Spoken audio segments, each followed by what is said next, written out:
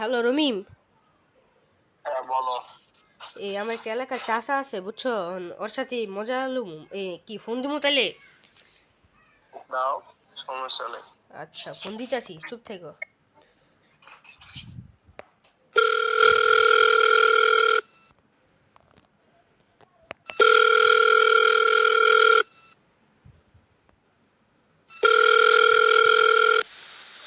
Hello, আসসালামু আলাইকুম।